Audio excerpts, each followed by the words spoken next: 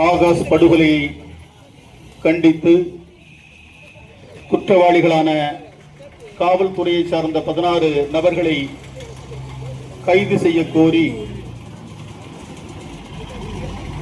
மானாமதுரை மண்டலில் நடைபெற்றுக் கொண்டிருக்கக்கூடிய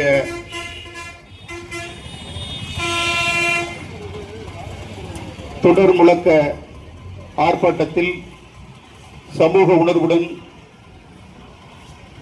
அல்லும் பகலுமாக இந்த இடத்திலே தங்கி இதை ஒருங்கிணைத்து இந்த உரிமைக்கான போராட்டத்தை முன்னெடுத்துக் கொண்டிருக்கக்கூடிய அத்துணை இரத்த உறவுகள் அனைவருக்கும் நான் சார்ந்த மல்லர் மீட்பு களத்தின் சார்பாக பணிவான நன்றிகளை சமர்ப்பிக்கிறேன்.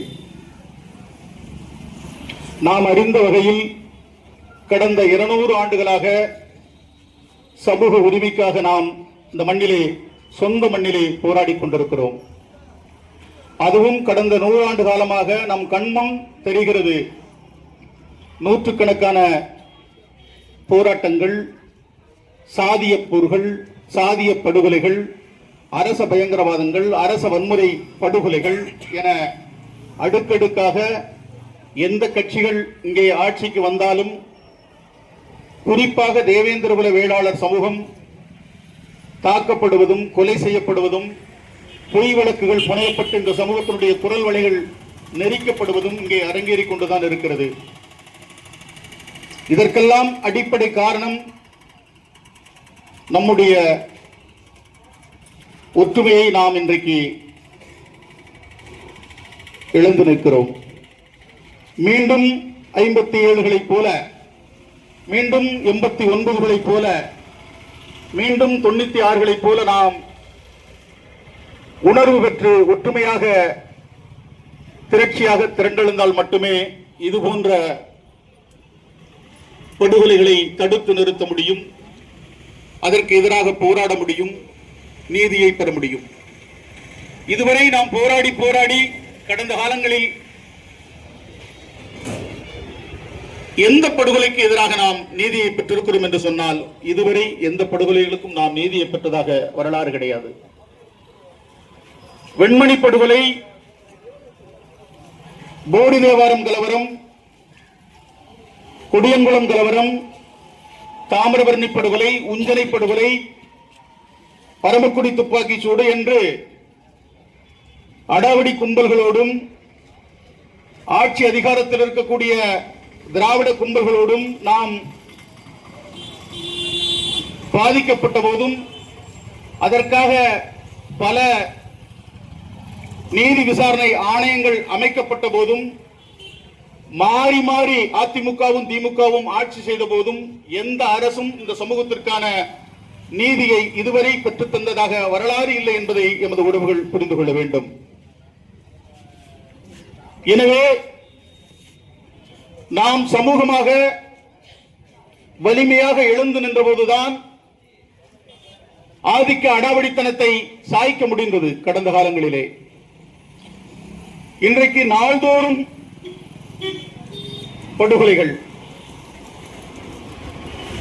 கடந்த திராவிட முன்னேற்ற கழகத்தினுடைய ஆட்சியில் ஆட்சிக்கு வந்த 1.5 ஆண்டிலிருந்து இன்றைக்கு 3.5 ஆண்டுகளாக தென் மாவட்டங்களில் குறிப்பாக திருநெல்வேலி பகுதியை மையமாக வைத்து தூத்துக்குடி, தென்காசி இந்த வட்டாரங்களில் மட்டும் 300க்கும் மேற்பட்ட படுகொலைகள், குறிப்பாக தேவேந்திரகுல வேளாளர்கள் ஒரு சமூகத்தின் சார்பாகவே தொடர்ந்து படுகொலை செய்யப்பட்டு வருகிறார்கள்.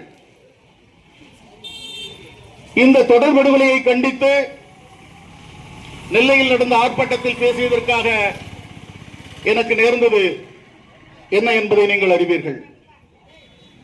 அரசியலில் நாங்கள் புறக்கணிக்கப்படுகிறோம். எந்த அரசியலுக்காக உழைத்தோமோ, எந்த கொள்கைக்காக உழைத்தோமோ அந்த கொள்கை அரசியலே எங்களை புறக்கணிக்கக்கூடிய ஒரு அவலம் இங்கே நிற்கிறது. அதை போல மரியாதைக்குரிய டாக்டர் கிருஷ்ணசாமி அவர்களும் புதிய தமிழகம் கட்சியும் கூட இன்றைக்கு அரசியலிலே ஒரு முடிவை நோக்கி நகர முடியாத நிலைக்கு காரணம் என்பது இந்த சமூகத்திற்காக சமரசம் இல்லாமல் களத்திலே நின்றதால் இந்த நிலை. சகோதரர் அறிவுத்தளத்திலும் சரி, அனைத்து போராட்ட களத்திலும் சரி நின்று தொடர்ந்து சமரசம் இல்லாமல் போராடக்கூடிய ஒரு சமூக போராளி சகோதரர் தமிழ்மாறன். அவருக்கு தெரியும் இந்த அரசியலை உற்று நோக்கிக் கொண்டிருக்கிறார். இந்த மக்களுக்கு எடுத்துரைத்துக் கொண்டிருக்கிறார்கள். முற்றிலுமாக தேவேந்திர குல வேளாளர் சமூகம் அரசியலில் இருந்து, அனைத்து அரசியலிலும் இருந்தும் நாம் புறக்கணிக்கப்பட்டு வருகிறோம். ஆட்சி அதிகாரம் நம்முடைய, அதை நோக்கி நாம் நகர முடியாத நிலையில்தான் இன்றைக்கு நாம் தெருவிலே நின்று போராட வேண்டிய ஒரு நிலை. தம்பி ஆகாஷ் படுகொலை செய்யப்பட்டிருக்கிறார். அவர் உடம்பிலே 29 காயங்கள் இருப்பது மருத்துவ பரிசோதனையிலே சொல்லப்படுகிறது. அவர் அடித்து கொலை செய்யப்பட்டார் என்பது அவருடைய வாக்குமூலம், நீதிபதியிடம் கொடுக்கப்பட்ட வாக்குமூலம். வழக்கு பதிவு, கொலை குற்ற வழக்கு பதிவு உயர்நீதிமன்றத்தினுடைய வழிகாட்டலில் பதிவு செய்யப்பட்டிருக்கிறது. 16 பேர் கொலை குற்றவாளி என்று சொல்லி அதில் 6 பேர் அடையாளப்படுத்தப்பட்ட போதும் இன்றைக்கு வரை, இப்போது வரை எந்த நபர்களும் எஃப்ஐஆர்ல யார் பேரும் இல்லை. ஆனால் சிபிசிஐடி விசாரணை இங்கே நடந்து கொண்டிருக்கிறது பெயரளவில். இது ஒரு கண் துடைப்பாகத்தான் போகும்.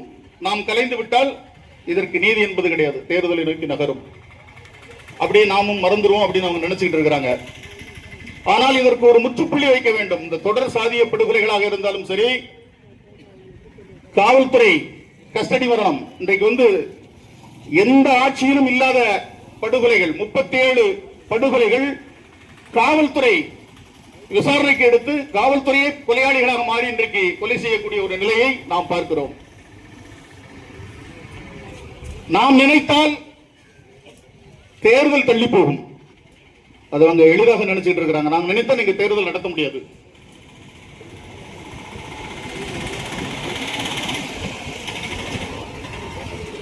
எனவே மாவட்ட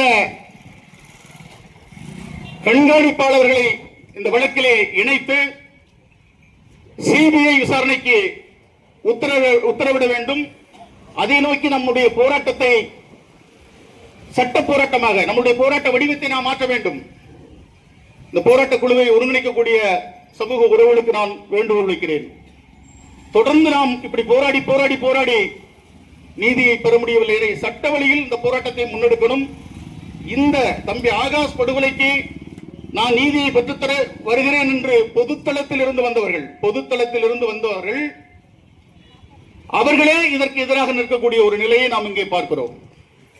எனவே வழக்கறிஞர் ஐயா பாபா மோகன் போன்ற நேர்மையான, அறம் சார்ந்த, சமூக நீதிக்காக போராடக்கூடிய உண்மையான சமூக ஆர்வலர்களை நாம் ஒருங்கிணைத்து தம்பி ஆகாஷுக்கு சட்ட வழியில் நீதியை பெற்றுத்தர வேண்டும். கொலை குற்றவாளிகள் உடனடியாக கைது செய்யப்பட வேண்டும்.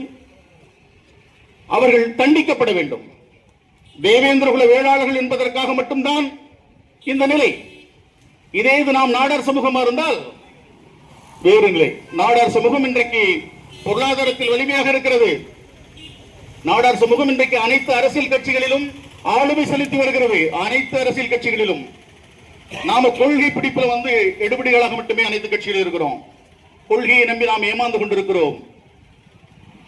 எனவே அப்படி அந்த சமூகம் ஒரு வளர்ச்சி பெற்ற சமூகமாக, ஆளுமை செலுத்துகிற சமூகமாக இருக்கிற காரணத்தால் தான் திருப்புவனத்தில் தம்பி அஜித்குமார் இதே படுகொலை வழக்கு, இதே காவல்துறை படுகொலை. ஆனால் அங்கே சட்டம் விரைந்து வேலை செய்கிறது, சரியாக வேலை செய்கிறது. அதே போல சாத்தான்குளத்தில்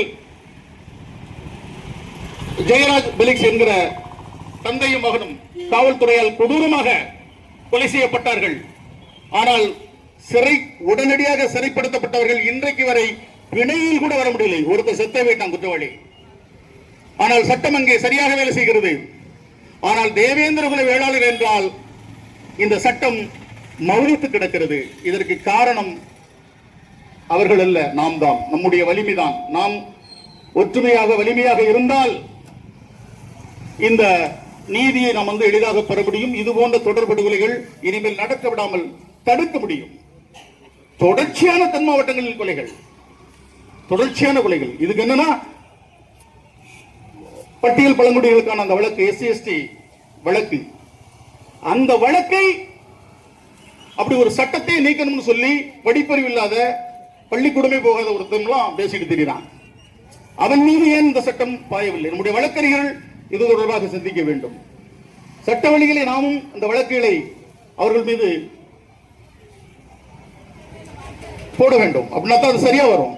இதற்கு தான் தம்பி டாக்டர் சியாம் கிருஷ்ணசாமி அவர்கள் சொன்னாரு. அப்படின்னா பழையபடி நாம குற்றப்பரம்பரை சட்ட தடுப்பு சட்டத்தை, இந்த குற்றப்பரம்பரை சட்டத்தை வந்து நடைமுறைப்படுத்தணும்னு சொல்லி தம்பி சியாம் சொன்னது சரிதானே?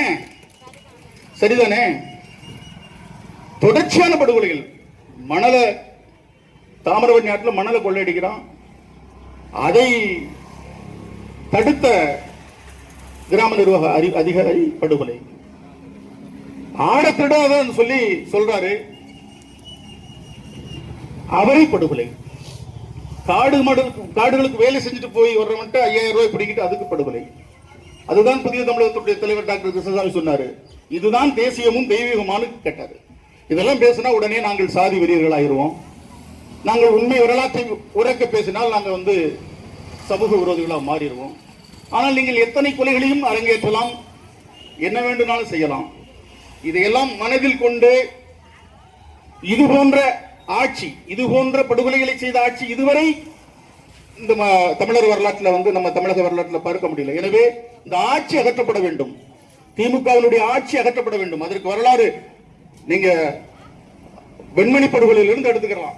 வெண்மணி படுகொலை, அதுல வந்து இவர்கள் இழைத்த அநீதிகள், இவர்கள் செய்த சூழ்ச்சி வஞ்சகங்கள், கோபாலகிருஷ்ண நாயுடு வரவேற்று உணவு கொடுத்த வரலாறு, உஞ்சனை கலவரத்தில் நடந்துகிட்டது, போடி தேவரங்களத்தில் கண்டமனூர்ல 5 தேவேந்திர குல வேளாளர்களை சுட்டுக் கொன்றது, எந்த போராட்டமும் இல்லாத கோட்டைப்பட்டியில வந்து சுரேஷ் என்கிற ஒரு இளைஞரை ஒரு சின்ன ஊருக்குள்ள போய் சுட்டுக் கொண்டது, தாமிரபரணி படுகொலை 17 பேரை அடிச்சு கொண்டது, துரையூர் துப்பாக்கி சூடு 2 போராளிகளை குறிவை சுடுவது போல் சுட்டது என்று தொடர்ச்சியாக திராவிட முன்னேற்ற கழகத்தினுடைய ஆட்சியில் தேவேந்திர குல வேளாளர்கள் சுட்டு வீழ்த்தப்படுகிறார்கள், ஒருபுறம் அடித்து படுகொலை செய்யப்படுகிறார்கள், பல்வேறு பொய் வழக்குகள் போடப்பட்டு இவர்கள் முடக்கப்படுகிறார்கள். இந்த சமூகத்திற்காக குரல் கொடுக்கக்கூடிய போராடக்கூடியவர்கள் எல்லாம், போராளிகள் எல்லாம் இன்றைக்கு சிறைப்படுத்தப்படுகிறார்கள். தம்பி கண்ணபிரான் இதுவரை தற்போது எந்த ஒரு வழக்குகளும் கிடையாது, பொய் வழக்கு, 2 குண்டர் தடுப்பு சட்டம். இன்றைக்கு கடலூர் சிறையில் இருக்கிறாரு, சிறையை விட்டு வெளியில வராரு, திரும்ப ஒரு குண்டர் தடுப்பு சட்டம். மாமா வீட்டுக்கு போறாரு, மாமா வீட்டுக்கு போகல மறி தடுத்து ஆயுதம் வைத்திருந்தாரு சொல்லிட்டு குண்டர் தடுப்பு. தொடர்ச்சியாக சமூகத்திற்கான போராளிகள் பொய் வழக்கு போடப்படுறாங்க. எத்தனை பேர் திருநெல்வேலியில் இருக்க முடியல, சகோதரருக்கு தெரியும். திருநெல்வேலிக்குள் நம்முடைய இளைஞர்கள் உலாவர முடியல, எதற்கெடுத்தாலும் வழக்கு. எனவே இது போன்ற ஆட்சி அகற்றப்பட வேண்டும் என்பதை விட அனைத்து கட்சிகளிலும் சமூக விரோதிகள் அதிகாரத்தில் இருந்து கொண்டு இந்த சமூகத்தை அழுத்திக் கொண்டிருக்கிறார்கள். இதை நமது உறவுகள் புரிஞ்சுக்கணும். அது அதிமுகவாக இருக்கட்டும், திமுகவாக இருக்கட்டும், பாரதிய ஜனதா கட்சியாக இருக்கட்டும், காங்கிரஸ் கட்சியாக இருக்கட்டும், ஏன் கம்யூனிஸ்ட் கட்சியாக இருக்கட்டும், இந்த கட்சிகளில் இருக்கக்கூடிய சமூக விரோதிகள் அங்கே ஆளுமை செலுத்தி, ஏன் தமிழ் தேசியம் பேசுற கட்சிகளில் கூட சமூக விரோதிகள் தான் ஆதிக்கம் செலுத்தி வருகிறார்கள். எனவே இந்த சமூக விரோதிகள் எந்தெந்த தொகுதிகள் எல்லாம் இருக்கிறார்கள், நிற்கப் போகிறார்கள் என்பதையெல்லாம் இனம் கண்டு அவர்களை படுதோல்வி அடைய செய்யக்கூடிய வேலையை தேவேந்திர குல வேளாளர் சமூகம் செய்தால் தம்பி ஆகாஷ் போன்ற அநியாயமாக கொல்லப்பட்ட கொலையாளிகளுக்கு நீதி கிடைக்கும். அதுதான் அவர்களுக்கு நாம் செலுத்துகிற அஞ்சலியாக இருக்கும். எனவே கட்சி வேறுபாடின்றி இந்த சமூகத்திற்கு எதிராக யாரெல்லாம் வேலை செய்கிறார்கள் என்று உங்களுக்கு தெரியும், நாம் யூகிக்க முடியும், நாம் கணிக்க முடியும். வெளிப்படையாக பேசுகிறான். ஒரு மாநில, ஒரு இந்திய தேசிய கட்சிக்கு மாநில தலைவராகவே இருக்கிறாங்க. கொலைகளை ஆதரித்து பேசக்கூடியவர்கள், கொலையாளிகளை தூண்டிவிடக்கூடியவர்கள். எனவே அவர்களை போன்றவர்கள், நான் யாராருன்னு ஊடகங்கள் எல்லாம் சொல்லி இருக்கிறேன், இந்த காலத்தில் நான் அதை பேச வேண்டாம் நினைக்கிறேன். எனவே அவர்களை போன்றவர்கள் தென் தமிழகத்தில் எந்த தொகுதியில் என்னாலும் நம்முடைய சக தமிழ் சமூகங்களை ஒருங்கிணைத்து, உழைக்கும் மக்களை ஒருங்கிணைத்து அவர்களை தோற்கடிக்கக்கூடிய வேலையை தேவேந்திர குல வேளாளர் சமூகம் செய்கிற போதுதான் நமக்கு நீதி கிடைக்கும். இதை நாம மனசுல வச்சுக்கணும். இந்த போராட்டத்திற்கு, இந்த போராட்டம் வெற்றி பெறணும். அதற்காக போராட்ட குழுவை, போராட்டத்தை ஒருங்கிணைத்த உணர்வாளர்கள் இதை சட்ட வழியில் சரியாக முன்னெடுத்து செல்ல வேண்டும். கொலை குற்றவாளிகள் உடனடியாக அவர்கள் கைது செய்யப்படும். தொடர்ச்சியாக எந்த தளத்தில் இருந்தாலும் தேவேந்திர குல வேளாளர்கள் தான் இங்கே ஒடுக்கப்படுகிறார்கள், படுகொலை செய்யப்படுகிறார்கள், பொய் வழக்கு போட்டு முடக்கப்படுகிறார்கள், அவமானப்படுத்தப்படுகிறார்கள், அசிங்கப்படுத்தப்படுகிறார்கள், அவதூறு பரப்பப்படுகிறார்கள். இன்றைக்கு நீங்க பொது ஒரு ஊடகத்துறையில் இருக்கக்கூடிய அண்ணன் ரெட்பிக்ஸ் ஒரு ஊடகம் வச்சு நடத்துறாரு. உயர்ந்த ஒரு தரமான ஒரு ஊடகத்தை நடத்திக்கிட்டு இருக்கிறாரு.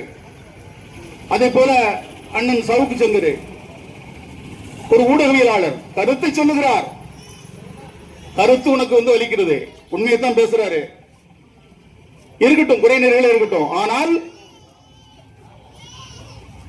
அவர்களுக்கு நேர்ந்தது என்ன? அந்த ஊடகம் முடக்கப்பட்டது. கைது செய்யப்பட்டார், சவுக்கு சங்கர் கைது செய்யப்பட்டார். எதற்காக? அவர்கள் தேவேந்திர குல வேளாளர்கள் என்பதற்காக, அவர்கள் சமூகத்தை அடையாளப்படுத்தவில்லை என்பதற்காக, அவர்களை அனாதை என்று கருதி கொண்டு இந்த அரசு அவர்களை கொடுமை செய்தது. அவர்களுடைய ஊடகங்களை நடத்த விடாமல் அவர்களுக்கு இடையூறு செய்தது. கஞ்சா வழக்கு நாடு தழுவிய அளவில் எல்லா இடங்களிலும் நீக்கமர நிரம்பி நிற்கிறது கஞ்சா விற்பனை. திராவிட முன்னேற்ற கழகத்தினுடைய ஆட்சியில் நானும் பல ஊடகங்களிலே சொல்லியிருக்கிறேன். அதிமுக ஆட்சியாக இருந்தாலும் சரி, திமுக ஆட்சியாக இருந்தாலும் சரி, தேனி மாவட்டத்தில் கடமலைக்குண்டில் இருந்து சென்னை கோயம்பேட்டிற்கு ஒரு பேருந்து நாள்தோறும் செல்லுகிறது. அதில் வாரம் ஒரு முறை பயணிகள் செல்வதில்லை, முழுக்க கஞ்சா மூட்டைகள் மட்டுமே செல்லுகிறது. இதெல்லாம் திமுகவினுடைய பொறுப்பாளர்கள், மாவட்ட செயலாளர்கள், அடிவரடிகள் எல்லோரும் சேர்ந்து காவல்துறையுடைய ஒத்துழைப்போடுதான் இங்கே தமிழகம் முழுவதும் கஞ்சா, தமிழ்நாடு அல்ல, இங்கே ஈழ விடுதலை போர் மௌனித்த பிறகு யாழ்ப்பாணத்திலே கொண்டு போய் இறங்கிட்டாங்க அங்கிருந்து கஞ்சாவை. இதெல்லாம் யார் இருக்கிறா? சாதாரணமா யாரும் செய்ய முடியாது. இங்க இருக்கக்கூடிய அரசியல்வாதி தான் அதிமுக திமுக. அதே போல கள்ளச்சாராயம், இதே டாஸ்மார்க் 24 மணி நேரம் கிடைக்கும். அவங்க 10 மணி நேரம் 12 மணி நேரம், அதெல்லாம் 24 மணி நேரமும் எல்லா இடங்களிலும் கிடைக்கிறது. எனவே இந்த ஆட்சி ஒழிக்கப்பட்டால் மட்டும்தான் நமக்கு நீதி. இதை மனதில் கொண்டு அரசியலில் நமக்கு ஒற்றை எதிரியாக இருக்கக்கூடிய திராவிட முன்னேற்ற கழகத்தை வீழ்த்தாமல் நாம் மீண்டும் நம்ம அவர்களுக்கு வாக்களித்துக் கொண்டிருந்தால் இந்த நிலைதான் தொடரும் என்பதை நாம் மனதில் கொள்ள வேண்டும். எனவே இந்த ஆட்சி அகற்றப்பட வேண்டும். நமக்கு அரசியல் சார்ந்து நாம் ஒரு நிலைப்பாட்டை இந்த சமூகம் எடுக்க தவறினால் இந்த நிலை தொடரும். இந்த நிலை தொடரக்கூடாது. இது முற்றுப்புள்ளி வைக்க வேண்டும் என்று சொன்னால் நாம் சமூகம் சார்ந்த ஒரு முடிவு எடுக்கணும். நம்முடைய தலைமைகள் எங்கு நின்றாலும் இயக்க வேறுபாடின்றி, கட்சி வேறுபாடின்றி, கொள்கை வேறுபாடின்றி அவர்களை வெற்றி பெற செய்யணும். இந்த சமூகத்திற்காக உழைக்கக்கூடியவர்கள் சிறிய கட்சி முதல் பெரிய கட்சி வரை, அல்லது சமூகம் சார்ந்த கட்சியாக இருக்கட்டும், அண்ணன் ஜான் பாண்டியனாக இருக்கட்டும், அண்ணன் கிருஷ்ணசாமியாக இருக்கட்டும், அடுத்து பல்வேறு கட்சிகளில் இருக்கக்கூடிய சமூக உணர்வாளர்கள் எவர் களத்திலே நின்றாலும் அவர்களை ஆதரித்து இந்த சமூகம் வெற்றி பெற செய்ய வேண்டும். குறைந்தது அதிகப்படியான வாக்குகளை பெறுவதற்காகவது அவர்களுக்கு நாம் வாக்களிக்க வேண்டும் என்கிற வேண்டுகோளை முன்வைத்து இந்த போராட்டத்திற்கான நீதி கிடைக்க வேண்டும். தமிழக முதல்வர் மாண்புமிகு முதலமைச்சர் அவர்கள் யார் இருந்தாலும் நேரில் செல்கிறார் அல்லது அலைபேசி எடுத்து அந்த குடும்பத்திற்கு பேசுகிறார். ஏன் இங்கே பேசவில்லை? ஏன் ஆகாஷ் குடும்பத்திற்கு நீங்கள் பேசவில்லை? ஏன் பேசவில்லை? ஏன் குற்றவாளிகள் கைது செய்யப்படவில்லை? இன்னும் 7-8 மாவட்டங்கள் ஆகிவிட்டது. என்ன 7-8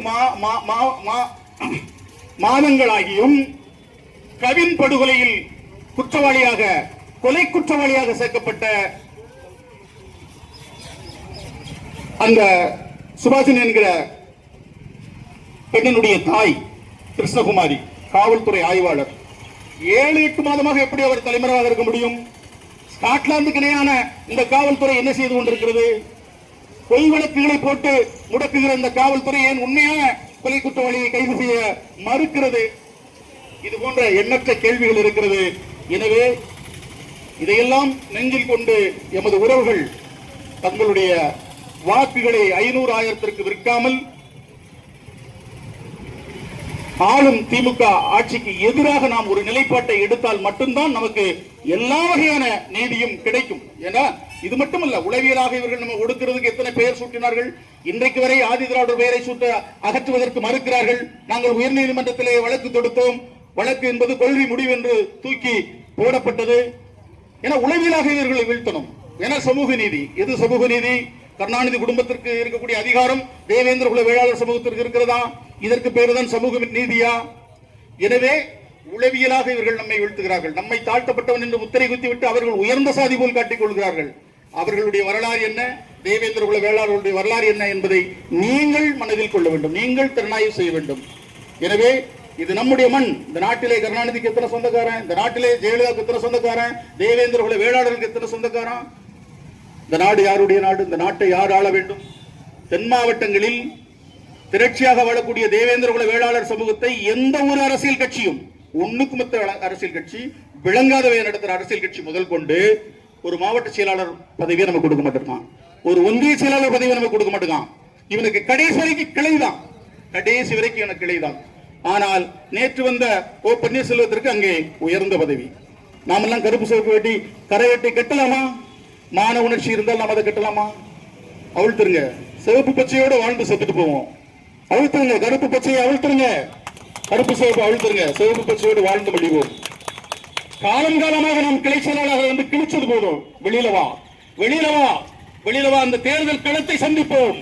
தேர்தல் களத்தில் தேவேந்திர குல வேளாளர்களுக்கு எதிராக எந்த கட்சியிலிருந்து எவனெல்லாம் நம்மை ஒழிப்பதற்கு வேலை செய்து கொண்டிருக்கிறானோ அவனை ஒழித்து கட்டுவோம், அவனை ஒழித்து கட்டுவோம். ஆட்டுமன்ற போல இதுவரைக்கும் எவனுக்காவது மொத்தமா ஓட்டு போட்டு ஒளிஞ்சு போனது போகும். அதிமுகவுக்கு போட்டோம், திமுகவுக்கு போட்டோம், பிஜேபிக்கு கடந்த காலத்தில் போட்டோம், எல்லாம் முடிஞ்சது. வேண்டாம், தனித்து தேவேந்திர குல வேளாளருடைய வலிமையை நாம் இந்த மண்ணிலே காட்டுவோம். 96 போல் மீண்டும் ஒரு அரசியல் எழுச்சியை இந்த மண்ணிலே ஏற்படுத்துவோம். அதுதான் நம் சமூகத்தை பாதுகாக்கும் அரசியல் அரணாக விளங்கும் என்பதை கூறி வாய்ப்பிற்கு நன்றி கூறி அமைகிறேன். வணக்கம்.